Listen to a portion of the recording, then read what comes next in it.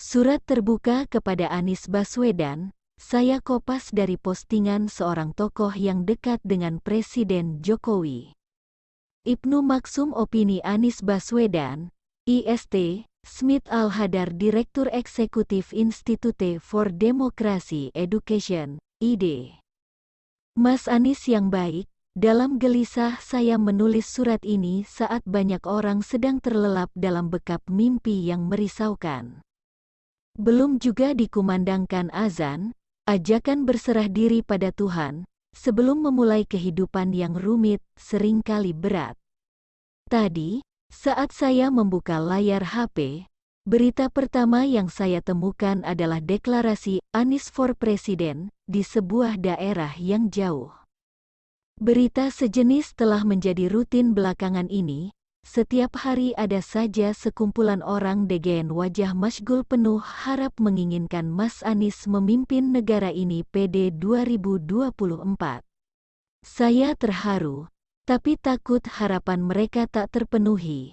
Wajah mereka mirip orang-orang Madinah yang gelisah menunggu hijrah Nabi Muhammad dari Mekah dalam film The Messenger.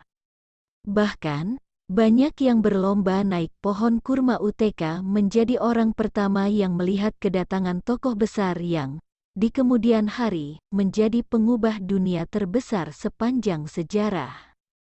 Mas Anies yang baik, tentu Mas Anies bukan nabi. Tetapi sejarah dunia menunjukkan ikhtiar seorang presiden yang cerdas, ikhlas, dan visioner, bisa menjadi awal bagi lahirnya persatuan, kemakmuran, keadilan sosial, dan lompatan besar sebuah bangsa. Presiden AS yang pertama, George Washington, adalah salah satu contohnya. Saya tak usah mengatakan ini, toh Mas Anies juga sudah lebih dari tahu. Yang ingin saya katakan, orang yang mendeklarasikan Anies for President, yakin Mas Anies bisa menjadi salah satu presiden negarawan yang dapat mengurai berbagai masalah dan tantangan bangsa hari ini. Kasihan, kita sudah merdeka 77 tahun, tapi kesejahteraan dan keadilan masih jauh dari mereka. Mereka masih sama seperti rakyat Mesir yang membangun piramida atau rakyat Cina yang membangun tembok raksasa hanya untuk mengejar ambisi pribadi penguasa yang ingin terlihat perkasa tanpa peduli pada kesengsaraan rakyat. Menyedihkan, bukan? Tapi bukan hanya itu, bangsa ini sedang menghadapi banyak masalah yang sepertinya tak mampu diatasi rezim sekarang karena telah terjerat oligarki yang punya kepentingan berbeda dengan kepentingan negara dan rakyat. Orang-orang dari tempat jauh pun sudah mendengar bagaimana Mas Anies melawan para oligarki di Jakarta. Mereka faham Mas Anies tidak melarang orang untuk menjadi kaya, tapi keadilan sosial harus ditegakkan lebih dahulu. Biarkan kekayaan didapat dari kerja keras, kejujuran, dan sesuai aturan main, itu yang Mas Anies inginkan, bukan? Itu sebabnya, banyak orang memanggil namamu dengan suara parau UTK menyelamatkan bahtera Indonesia yang sedang oleng. Bukan orang memberitahu, tapi mereka sendiri melihat dengan mata kepala bagaimana Mas Anies mengurai benang kusut Jakarta menjadi kota layak huni. Bahkan, kota cerdas, segar, dan boleh dibanggakan bangsa. Terpapar keindahan di mana-mana yang dapat dinikmati semua orang. Tadinya mereka tak percaya kebobrokan klasik Jakarta bisa diubah menjadi kota yang nyaman. Apalagi ada yang bilang Mas Anies tak melakukan apa-apa, merusak harmoni warga berbeda agama karena mengusung politik identitas, dan pembohong.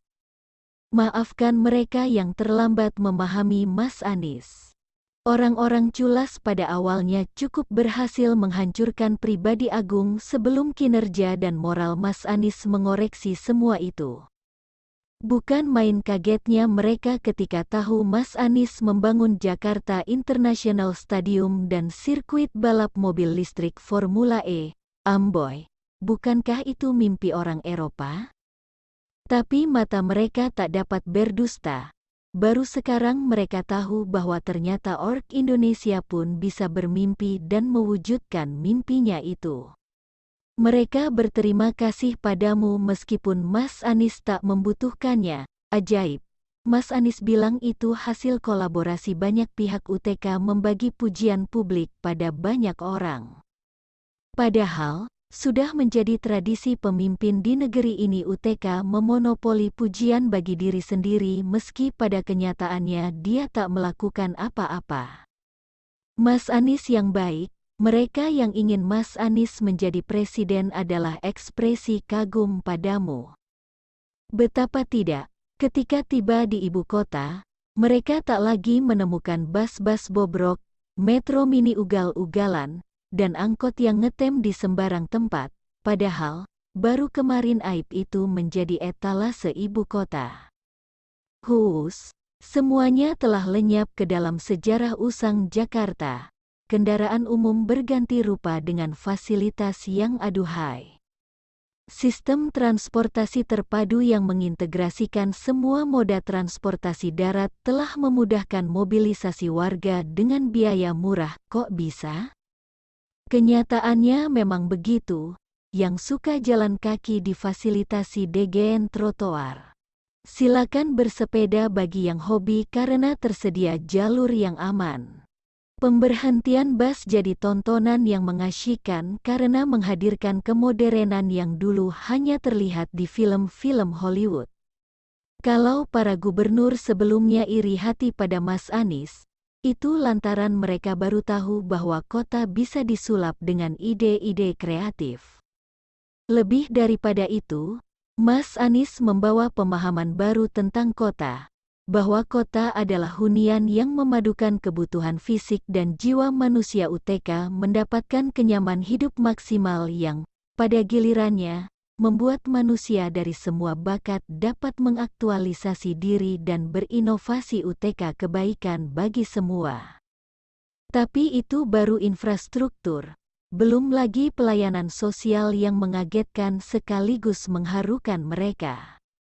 Kaum disabilitas, guru, siswa, fakir miskin, mereka yang tergusur, dan orang-orang yang berjasa bagi Jakarta dan negeri dipenuhi hak-hak mereka. Serentak mereka terkejut karena Mas Anies bilang ini hak mereka dan merupakan janji kemerdekaan yang harus dipenuhi pemimpin. Hak, kami punya hak, mereka bertanya sambil berlinang air mata.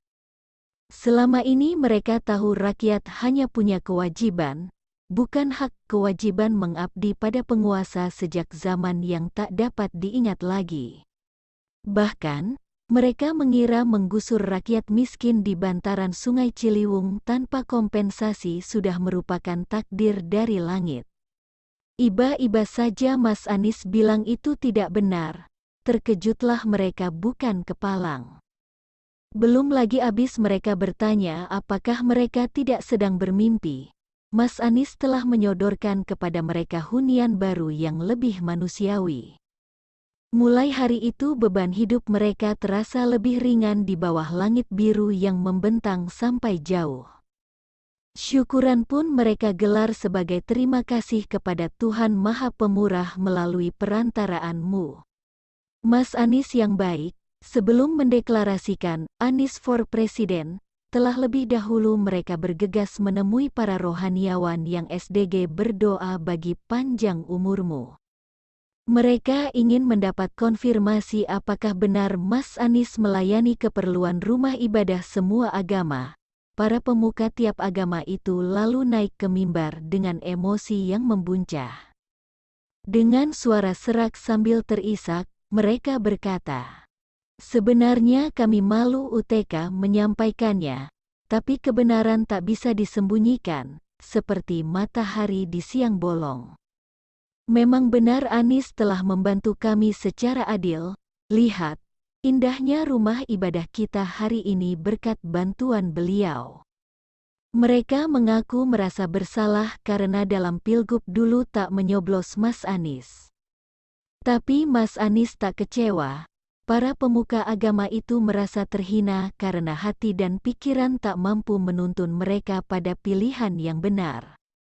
Ketika itu benak mereka telah terkontaminasi propaganda orang-orang jahat. Sekarang mereka bilang, alangkah mulianya Mas Anies yang telah juga meningkatkan kerukunan antar umat beragama. Mereka mengaku telah menggunakan kaca pembesar UTK mencari politik identitas PD dirimu. Tapi tak ditemukan Jakarta di bawah kepemimpinan Mas Anies ternyata jauh berbeda dari apa yang mereka bayangkan sebelumnya. Tak heran, orang menduga kuat para rohaniwan itu juga ingin Mas Anies memimpin Indonesia.